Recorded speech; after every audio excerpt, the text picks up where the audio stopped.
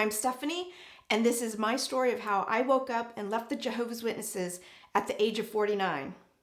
I'm changing my life and I won't look back ever again. Let's get a couple things out of the way. Please like and subscribe. That would be awesome. I would really appreciate that. And with no further ado, let's get into it. I was third generation born in. So my grandmother on my mother's side was a single mom living in East Los Angeles. They were very poor, and her two daughters and my grandma shared a 1-bedroom apartment. And I believe she was found door to door. I'm not 100% sure, but I believe, she just started studying, and she became a witness when her kids were about 2 and 6. So my mom would have been the 2-year-old. And then on my paternal side, my dad's side, my grandparents had a couple relatives that had become witnesses, and then it just kind of spread that way. And that's, from what I understand, how they got into it. And they were from the deep South, like Mississippi, Alabama. And then they did end up coming out to LA. My mom and dad were married at the ages of 19 and 21. My mom was already my dad's second marriage. I didn't find that out till I was in junior high school. They were married for about 10 years, but they had a pretty rocky relationship for the whole 10 years. My dad was an alcoholic and would sneak off and smoke sometimes, and did some womanizing, and he had been disfellowshipped 4 times in my lifetime. I don't remember exactly when in history those times were, but yeah. So then, the way my mom described it is when things were good between them, they were really good, but when they were bad, they were really bad. So then my mom ends up having multiple affairs with a worldly man who ultimately became my stepdad. So anyway, she got disfellowshipped for that. And my bio dad, he may have been disfellowshipped at some point. I just don't remember the details about that. Long story short, my mom and this worldly man end up getting married, and my mom gets reinstated, and eventually my dad studied with the Jehovah's Witnesses and became a witness when he was in his mid-30s. I want to say around 37. So basically my stepdad raised me, and he was a really good dad growing up, and I also maintained a very good relationship with my biological dad as well. I was an only child, but then I acquired 2 stepsisters from my stepdad, who had 2 daughters from a previous marriage, and they were about 7 and 10 years older than me. And they became Jehovah's Witnesses once they became adults. Then, moving forward, my mom and stepdad and I moved from Southern California to Central California when I was 12 years old. After dating my husband for only about 5 months, I followed in my sister's footsteps and got pregnant at the age of 17. So you can imagine that was a big scandal of the small town that we had moved to. I think the small town had, at the time, was maybe 30,000 people. So I am still married to the father of that child I had at 17. And he also was 3rd generation born in. Needless to say, we ended up having pretty much a shotgun wedding. I got pregnant in March of 1990, which is about a month before my 17th birthday. And then we got married in June of 1990. I finished 11th grade. This picture is a picture of us at my high school backwards dance. One of the only dances my mom let me go to. And I was pregnant shortly after that picture. That summer that we had gotten married, I was able to take the California proficiency test, and I passed it. And so it's equivalent to a high school diploma, so I didn't have to go back to school. So neither one of us were baptized, and so they just made the announcement for me that I was no longer a unbaptized publisher. Then we got baptized when our daughter was 6 months old. That would have been June 6th, 1991 at the big district convention in Fresno. We were dunked at the same time, which we thought was kind of cool. And we didn't have any money to go out to dinner afterwards. And we ended up just coming straight home, which was about a 45-minute drive. And to finding out that we were being robbed. The guy was at our back door, already broke through the glass and was picking the lock that we had put on there because they had robbed us. We came home in the middle of a robbery a month earlier, and we hadn't had locks on the windows, so now we had locks on the windows. And so he wasn't in the house yet, but he'd broken the glass, was picking the lock that we had put on, and scared him away. My husband chased him through the neighborhood, never did catch the guy. I called the police. But anyway, that was a bad omen. That I look back and go, yeah, that was a bad omen.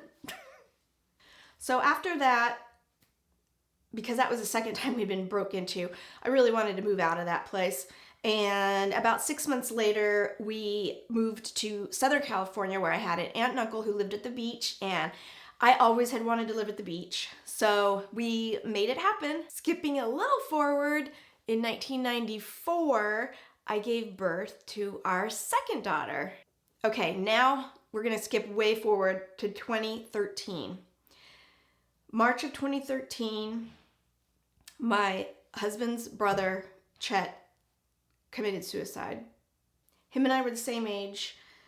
He was 39 at the time and left behind 3 children. We were devastated.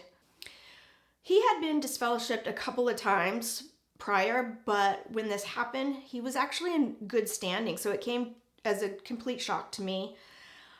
But what happened is he had a little mishap, something happened, and that required a judicial committee. I don't think he would have been disfellowshipped because it was pretty minor, and by 2013, the elders had gotten a little more, relaxed on stuff. So, but it did require a judicial committee, and he had already been suicidal the other times that he was disfellowshipped and struggled with depression. And so even though a lot of people didn't really even know it because he was always the life of the party, but when he found out he was going to be drug into another judicial committee, he couldn't go through that again. So what happened to him is a big reason for why I am doing this channel, and it's to bring awareness to people that the Jehovah's Witnesses have a very high rate of suicide. And I'm going to get into that more in this video. But they have a very high rate of suicide for multiple reasons. We had a huge memorial for him. The elders were going to let us have the memorial at the Kingdom Hall, but we knew there was going to be a lot of people. We have a huge family, so that alone was going to take up a lot of room. And then with everybody in different congregations, and he was just so well liked, we kind of ran the numbers of what we thought would be there, and we ended up renting at a local resort here, the Grand Ballroom, and ended up having 420 people there. But yes, bringing awareness to the rate of suicide is a huge passion of mine. Now, I'm going to fast forward to 2019, and my friend Sable shot herself in the head and passed away. She had been disfellowshipped, and I think she committed suicide either it was 2 weeks or 2 months. I can't remember now. But yeah, she just couldn't live with the shunning. What it does to people is just horrendous. Anyway, because she was disfellowshipped, the elders wouldn't give her a proper memorial. But a dear friend of mine, Carmen, she had a get together at her home, a beautiful get together, but none of the elders would show up. Very, very sad. And by the way, before this too, there had been quite a few other suicides in our area here in San Diego. So these were not isolated cases. Okay, now I'm going to fast forward to 2020. and the pandemic hits, and of course all the congregation meetings go on Zoom. And Shane and I, we thought we died and went to heaven because we found we had so much more time on our hands, not having to drive to and fro, to and from the meetings. I mean, one way was probably, depends on traffic, is Southern California, so it was like probably 15-20 minute drive one way.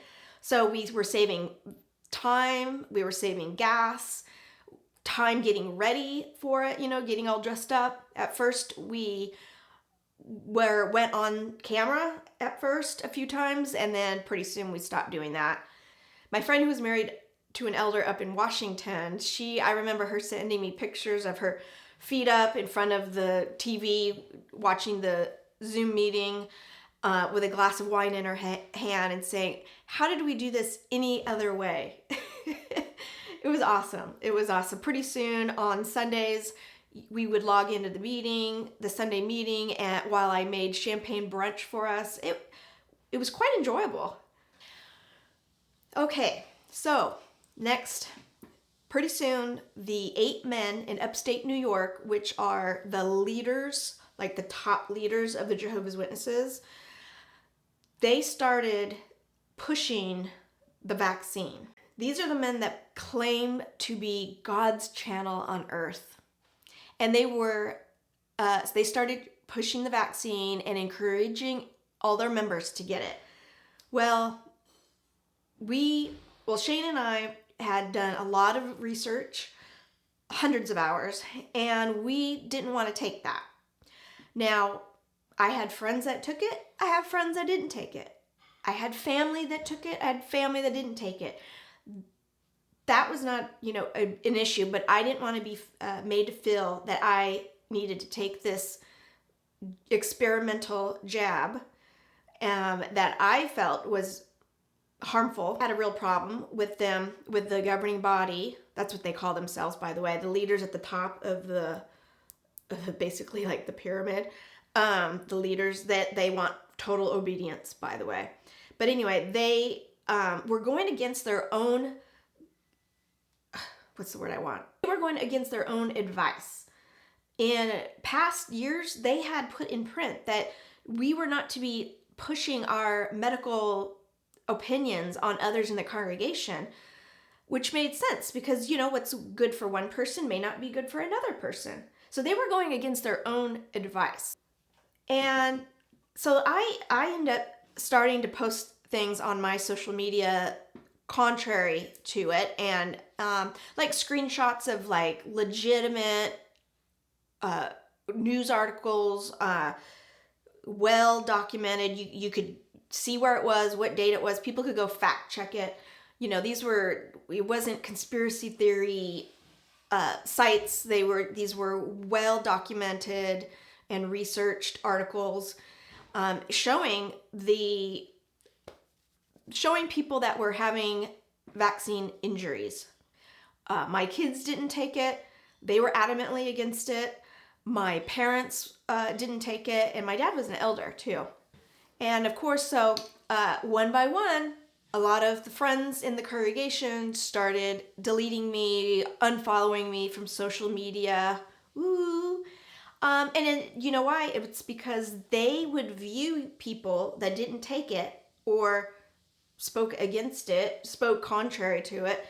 They took that like you're not being obedient to the Lord, because they believe that these 8 men, there's 9 at the moment. It kind of fluctuates how many leaders they have, but at the time there was 8.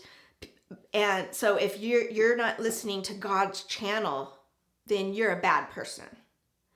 And so that's where the governing body was causing a real division in the congregations worldwide. I had also wrote 2 letters to the branch.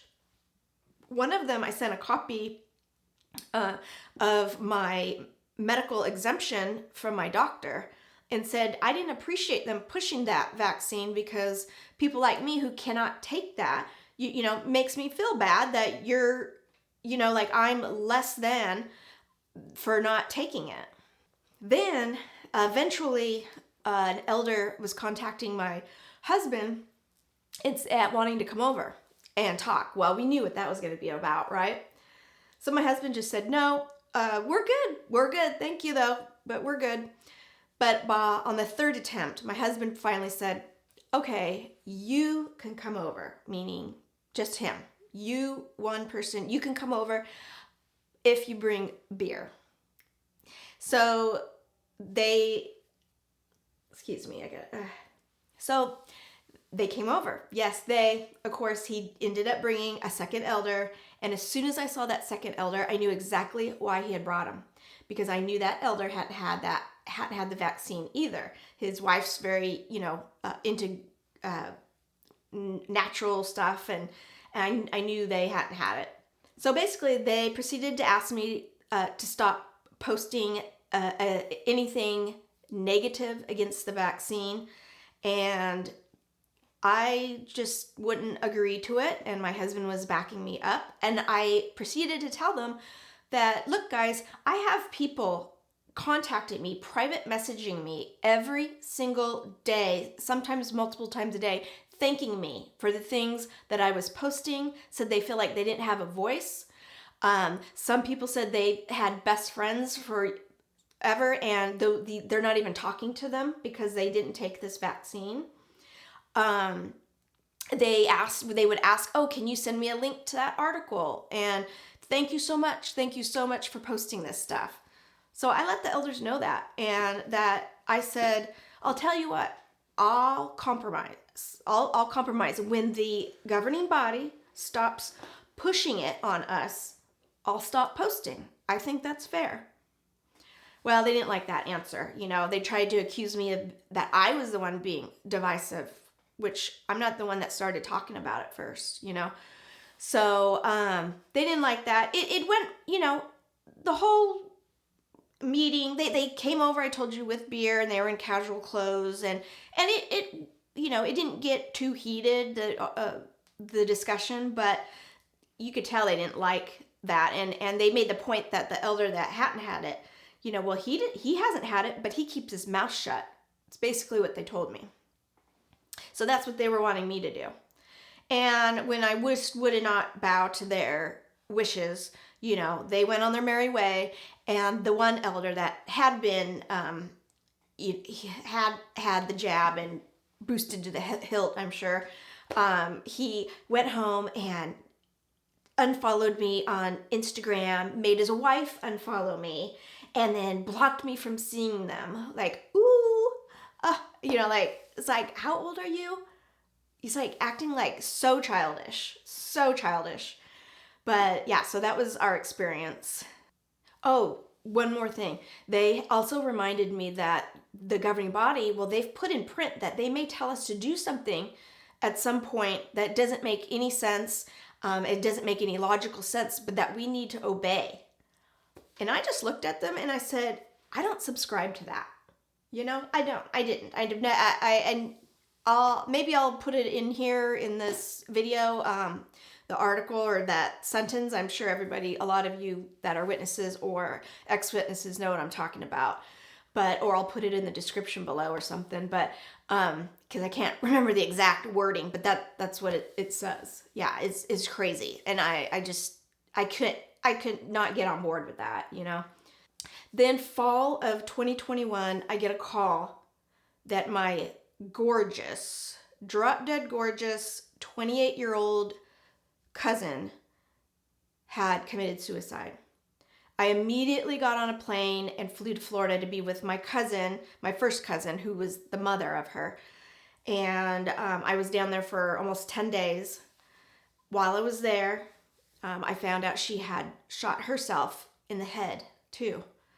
It's horrible, just horrible, that situation. This was a huge turning point for me.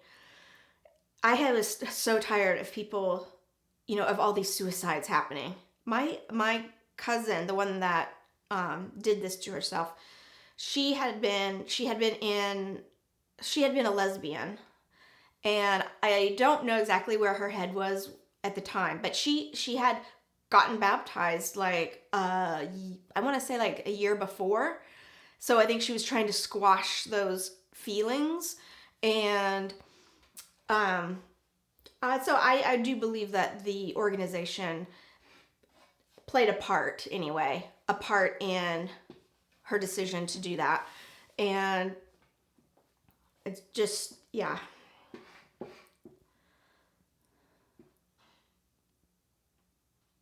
She had mentioned that she never felt she would be good enough for her mom, and probably didn't feel like she was ever good enough for the organization as well. I know most people don't. I never felt like I was ever going to be good enough, if once you're baptized, can you pioneer? Can you devote more hours to selling our books and not selling, they don't sell them anymore. They used to. But, peddling their literature, can you devote more time to that? Can you, for the guys, can you become a ministerial servant? Oh, and then when you do that, can you become an elder and go on and on and on? Can you pioneer? And I mean, you're just never are good enough. And so that's probably how she felt. Now, a lot of my cousins had flown in from everywhere, all over the United States. They flew in or drove in. And some of them, a lot of them were disfellowshipped, but they all came to support, my cousin, and they were just so loving, so loving. And some of them were not. And then I have like a cousin or two I have some cousins that were just never baptized and never were witnesses. So we were all together, and it was really a nice time to have with family. Like I said, this trip really was a turning point for me, and I remember coming home and telling Shane that I will never shun my family members again. I never really totally shunned my cousins. I kept in contact with all of them, and I had maintained a good relationship with them, but it was always, at an arm's distance. And I just said, I'm not doing that again. I'm done. I so don't agree with that policy. I think it destroys people, and I'm just never going to do that again. So then another story is my hairdresser, who's never been a witness, she does my hair, and she happens to do a lot of other witnesses' hair. Well, I'm sitting in her chair one day, and she proceeds to tell me that she just did so-and-so's hair a couple days prior, and this woman lives in my mom's neighborhood. And my mom, by the way, went to the same hairdresser. So she proceeds to ask this. She knows that this lady lives in my parents' neighborhood. So she goes, "Oh, do you hang out with, so-and-so? And with Larry and Susie?" And she says, "Oh, no, they're not vaccinated." And my hairdresser was appalled, because she said this person knew that my hairdresser was not vaccinated either, but yet that was okay. She'll sit in her chair for 3 hours and knowing that the hairdresser wasn't vaccinated, because she told all our clients, but yet she won't hang out with her own brother and sister in the congregation. It was a really bad witness for the hairdresser. And I was livid. I don't like anybody to treat my parents or family members, poorly. And I told my mom about this, and she was pissed. She was pissed. My mom was going to go give that lady a piece of her mind. And I said, "No, don't do that, because I don't want the hairdresser to lose a client, And so, no, don't tell her. But I do think you should know you have friends who won't hang out with you because of, because you didn't take the experimental jab." So that was another huge eye-opener for me. Just seeing the lack of love that there was within the Jehovah's Witnesses. All right, now this was the real crux of really, really changed my whole world. I had a friend text me and said, and this person's father is elder, and they said, "I stopped by and had dinner with my parents Sunday night. I think that I got the text on Monday morning. Stopped by my parents and had dinner with them on Sunday, and my dad proceeds to tell me that all the elders worldwide got a letter from the branch, basically saying, I'm paraphrasing. If I can find it, I'll maybe put it in the description or put it on this video. But it was basically saying they wanted the elders worldwide to start grooming the young men to become elders by early 20s. And I said, what? Like, that is nuts. I mean, could you really, if you think about it, could you imagine being, I don't know, a 40-year-old woman that had an affair on her husband and having to go confess, and you're talking to a 22-year-old twit who's had no life experience, and probably getting off by hearing your story? I mean, it's like, are they really that desperate for people? Anytime you talk about elders in like a tribe or any religion, you think of older wise men. You don't have wisdom of any kind, at 22. So I thought, there is something wrong, seriously wrong with this organization. So this person that told me this says, little does my dad know, I've already read this letter, because it's leaked they're leaked online all the time. The elders' letters are leaked online, and I read them before sometimes the elders even read them. And I thought, whoa, how did this person know that? Like, I didn't know you could, this stuff is leaked, that people are leaking them. And that really piqued my interest. And at this point, I had not gone on any, apostate websites. I hadn't looked at anything, against Jehovah's Witnesses, nothing. But I had it, with all the things I've just told you about. I had it up to here, and I was finally ready to do some research. So I got on the computer, and I'm like kind of sweaty, I'm like kind of shaky. And I type in Jehovah's Witness elders letters, and a slew of stuff just came up. I mean, like a slew of stuff, everything from YouTube videos to websites to all kinds of information. It took me down a rabbit hole. I could not believe it, and I just slowly started researching and listening to videos, and one after another. It was, I could not believe what I was hearing, and I couldn't believe the things I was learning, true factual things I was learning about the religion and finding out it was a cult. Then I had a sister-in-law who I was able to start talking to. She was already woke up. She claims she woke up about a month before me. And we were just like sharing videos back and forth and articles. And I've been asked, how did you know you could talk to her? Because you can't just talk to anybody about that without being, getting in serious trouble or being labeled apostate or something. And, honestly, we had so many conversations. I literally all day, every day for weeks that I don't even remember. I don't know if she said something to me that made me think she was looking at this stuff too, or if I said something first and then she was like, oh yeah, I know, I've seen that, or whatever. I don't know how we knew we could talk to each other, but it was so comforting to have somebody I could talk to about it. And my husband was listening in on the conversations, and at first he was like, I don't know, he still thought, the governing body was like a real thing, like, oh, that is God's channel. Well, one day I was walking the dog, and I was listening to Mark Martin's YouTube channel, and he says, the term governing body, that's not even a term in the Bible.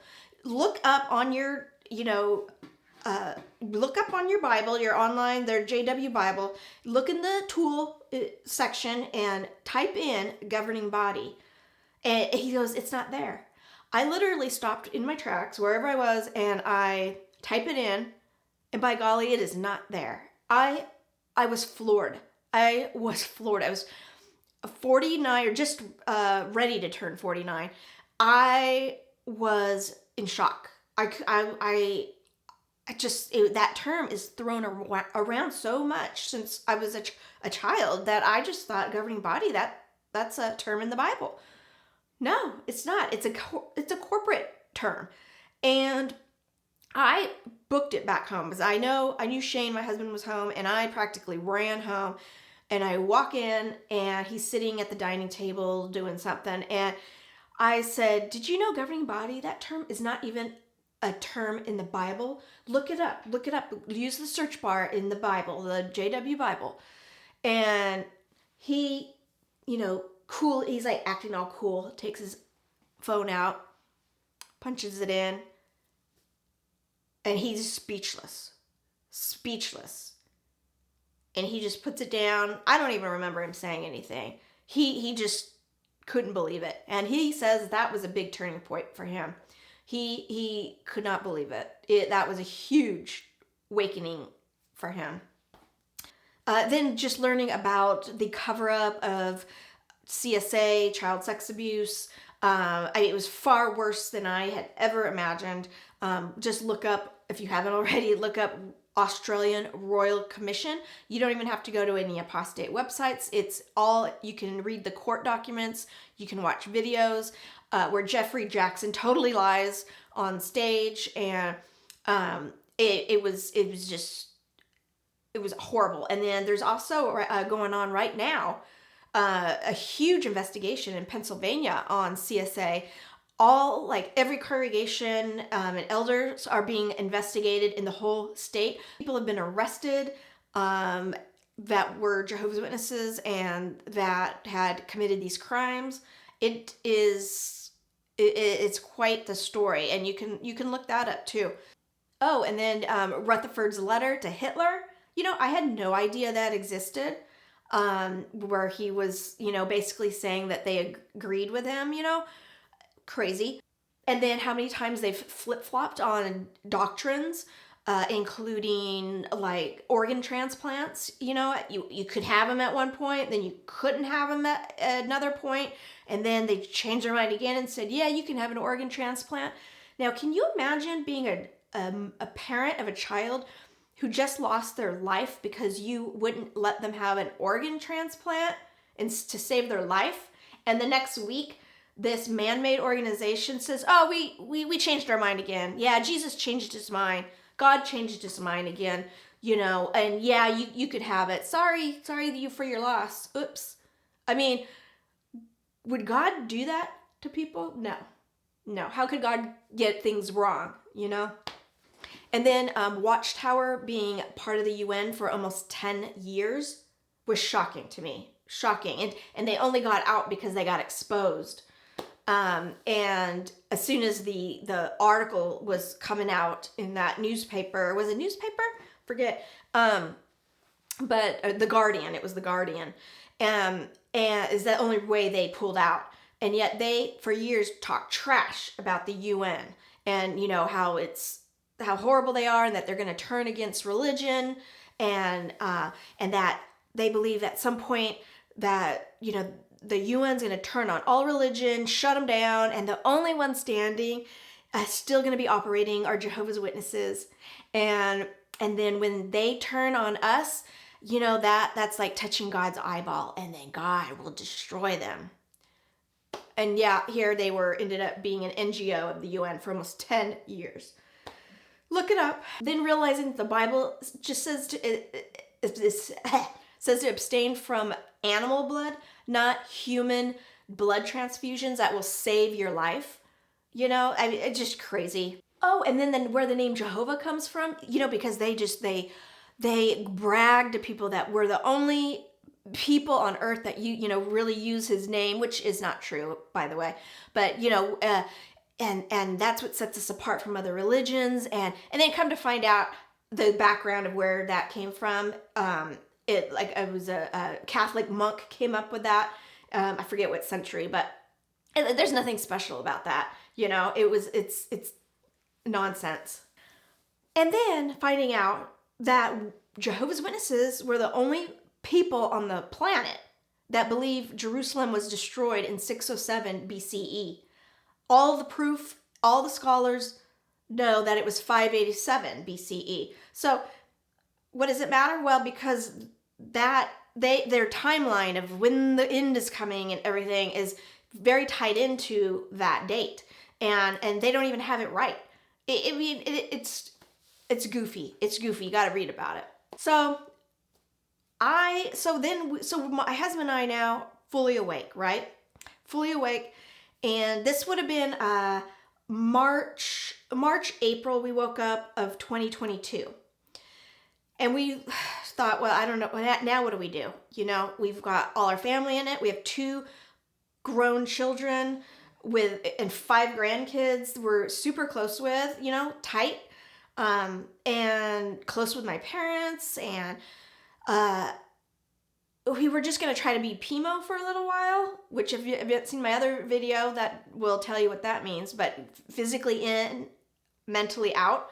And just kind of pretend for a little while until maybe we can teach some of this to our family.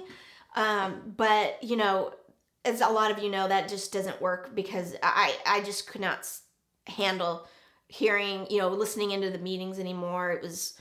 It was disgusting to me. So I remember being at Fraser Farms, which is a local kind of natural grocery store in our area. And I remember on a Sunday, I went there to get something, and then I realized, oh my gosh, the meeting is going to be starting, and I need to get home. And then I thought, you know what? No, I'm going to take my time, and I'm going to do my shopping here. And you know what? I don't think I'm ever going to another meeting again, ever. I'm never going to have this pressure on me to be at a meeting. I don't even want to hear it. I don't want to hear anything from.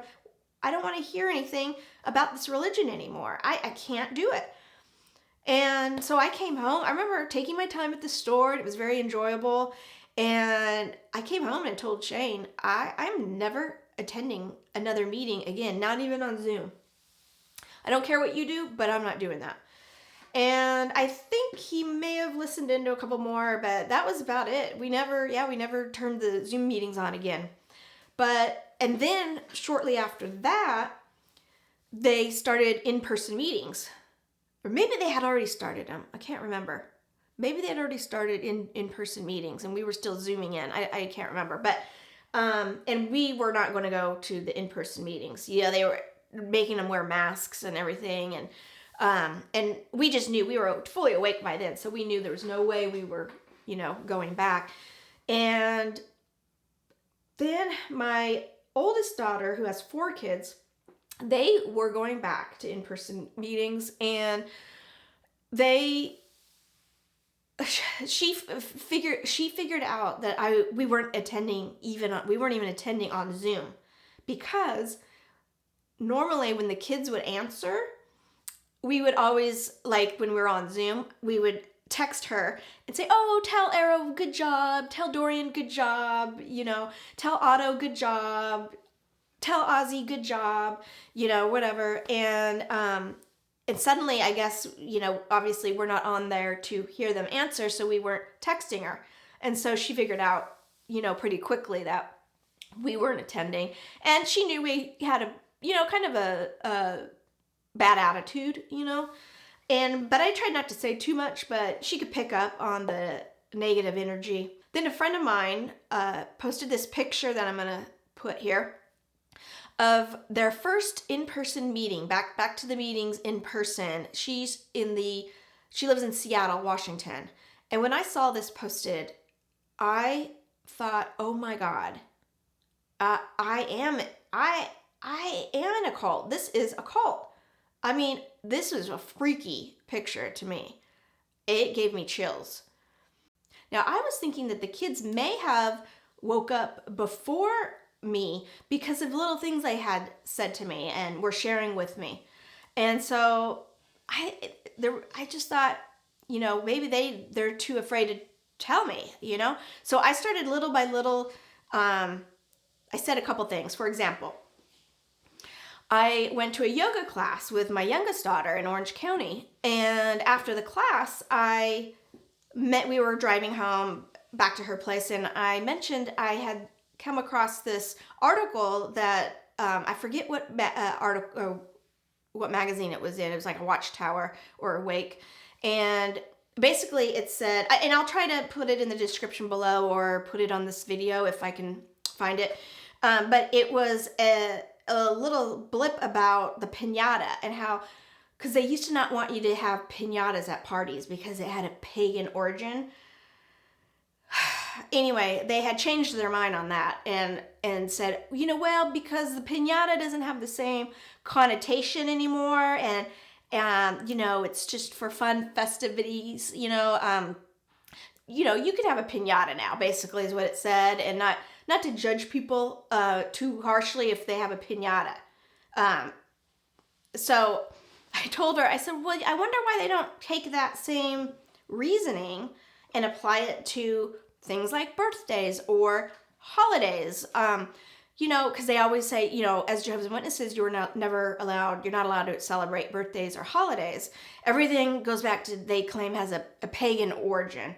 And, nobody, like, people don't celebrate Christmas. There's atheists that celebrate Christmas. It's more of like a time to get family together and be joyous and celebrate. It doesn't have the same connotation anymore. For some people it does. For devout Christians, it may still for them. But I said, why don't they apply that to, let's say, Christmas? And my daughter says, oh, well, that's not Jesus' birthday. And I said, I know, and most people know that. Most, even worldly people, know that. And she goes, oh, really? And then, but I could tell she was acting weird, and so I dropped it. I immediately dropped it, tried to change the subject, and, I was just kind of testing the waters to see if, I thought she was awake before me, because she's real smart, and I thought she may have come across all this stuff before me. So then, one other instance, I had texted my oldest daughter and said, did you know that in a 1947 Awake, they were calling out the Catholic Church for their policy on excommunicating people? Saying how it wasn't scriptural and how awful it was. And 5 years later, in 1952, they ended up adopting and calling it disfellowshipping instead of excommunicating. But they adopted that practice 5 years later. Wacky. I didn't know any of this. I wish I had known all this stuff way prior. And I'm going to be doing videos on some of this stuff down the road. But this is all stuff. Don't take my word for it. Go do your own research. One other thing that really, I did everything wrong. What they say don't do, I did everything wrong. But oh my gosh, my mom calls me. At this point, my parents are still talking to me, even though they know I have a bad attitude. And my mom calls me this one morning and tells me that a brother in their congregation, I believe he was a ministerial servant or elder, don't quote me on that, but I believe he was at least probably, I think, a ministerial servant. But anyway, that he had committed suicide and that he had jumped off a bridge, and he left behind a wife and 2 young daughters, and he had a couple stepsons. He was probably, I don't know his age, let's just say like 40-ish, maybe early 40s. I could be wrong, and I apologize if, I'm not totally correct, but I just wanted to give you kind of a window of how old he was. And again, I was just devastated. And beside myself. And we had some business to take care of that day. Later that day, I had thought about it all day, and I had some business to take care of that day. And it just bugged me all day long, knowing that that poor guy had done that. And I text my mom and I said, see, people are dying to get out of that religion. And she was like, oh, I don't think so. No, that's not it, And I said, oh, it's absolutely true, Mom. It's absolutely true. And that you don't even know. There's a whole underground network of people. They're called PMOs that don't believe the bullshit, but they're physically in because they're trapped. If they leave, they will lose all their friends and family. They are physically in, mentally out. They have acronyms for them, I told her. And there's a whole underground of these people in every congregation. Well, so I get home. I had been driving. Shane was driving. I was the passenger when I had texted her this. And we had just gotten home from a long drive. And my mom calls me. I was no mood to talk to her, so I didn't answer. But she leaves me this real nasty message, like, what's going on, and demanding that I talk to her, and like, kind of treating me really like a child, like I had to answer to her. So anyway, I never discussed it with her. But what happened is that between my two daughters and my mother, I figured out they were talking amongst each other and sharing things with each other is what happened. I obviously said too much. I said too much to them. And then we start getting messages from the kids that there was a marking talk in our old congregation, the one that we had been in, and that it was that we had been marked. And we said, no, nobody's talked to us. And the elders haven't said anything.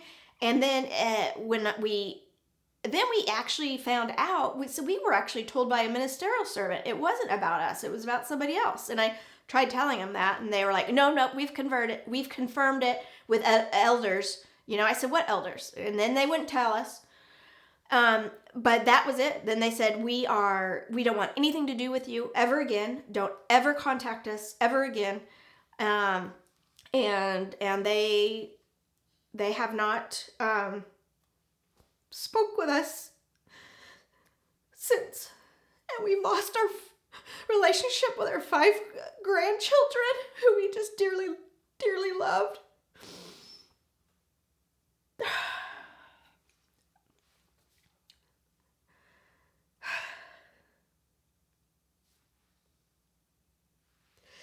We've lost our relationship with them. And then my parents stopped, eventually they completely stopped talking to me, and my mom died in this last April of 2023, very unexpectedly, and she died shunning me. And I'm going to make another video about what happened at the hospital. Thankfully, I was able to be there when she passed away. It was very sudden, and I want to give you my experience of what happened at the hospital. But yeah, so that's my story. It's been really rough. I've had a lot of, time has helped a lot. But, at the beginning when we first woke up, I would be on the floor in the fetal position crying uncontrollably because I felt like my whole foundation had been ripped out from under me. Everything that I thought was true wasn't true. I almost had a mental breakdown. And it was all I could do to keep things together. I had to go on medication for a little while. I was seeing a therapist for a while. And just absolutely devastating. But I can tell you, if you put that aside, the fact that can't talk to my kids and grandkids anymore, if you put that aside, I can tell you we are happier than ever. My husband and I get along better than we ever have. with just so much pressure off of our shoulders. Now things make sense of why things never made sense. You know, I always had doubts and had things that I couldn't understand for so long. But I would just put them in the back of my head on a shelf. And when I would ask like my mom something, you know, that she couldn't answer, she'd be like, oh, I don't know. But she goes, you know, what would she say? You know, when she couldn't answer, she'd just be like, I know, but where are you going to go? Where are you going to go? And I would be like, yeah, you're right. Where are we going to go? And well, little did I know, you don't have to go anywhere. You know, that you just need to get out of the cult. You don't have to go anywhere. Anyway, so that is my story. Let me break in here real quick. It's late at night. I'm editing this video and I forgot something really, really important. In March of 2023, I got a phone call from my dear friend Holly's sister. And I was told that Holly had committed suicide. Holly was the exact same age I am. I was turning 50 in April of 2023. Holly was still a believer. She had been disfellowshipped like over 3 years earlier because she had knowledge of some CSA, child sex abuse. They were on a witch hunt to keep her quiet. And they finally got her. I don't know, on some minuscule thing. It was, you know, she wasn't doing anything bad. And she was still a believer, and her and I kept in contact the whole time, off and on. She had tried so hard to get back into that organization for over 3 fucking years. Her adult daughters weren't talking to her. And she finally gave up. And she too shot herself in the head.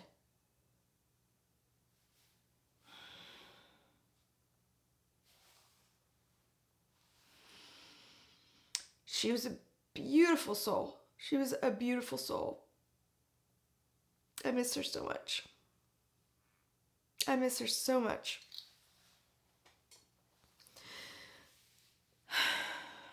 People, this has got to stop. This has got to wake people up that are in it. I am so embarrassed for people that are still in that fucking organization. I can't believe anybody would want to be part of it anymore. Sorry. I had to rant. In conclusion, I'm setting out to teach others the truth about the truth, because that's what they always called it when you're in it. They call it the truth, that you're in the truth. So I'm here to teach people the truth about it and, you know, tell you, do not waste your precious, precious life on this cult. You could be doing so many better things with your time and your energies. It's a toxic organization. If I can just help one person, all of this work to make these videos will have been worth it. I know YouTube videos helped me tremendously. I mean, tremendously. They helped wake me up. And so this is my way of giving back to that community. And I hope to be able to help others and really bring awareness to the high rates of suicides within the Jehovah's Witness organization, and let people know that people like me and many, many, many others were here to help. And there's a huge XJW support system now out there. I'm going to have other videos on this, but please know there's no reason to take your life, that we are here for you, and life is better on the outside. Even though it could be rough leaving at first, life gets better, and it's not what they tell you it is. So I have lots of more videos coming. I have a lot of interviews coming, and so I'll catch you on the next video. I'm changing my life and I won't look back ever again.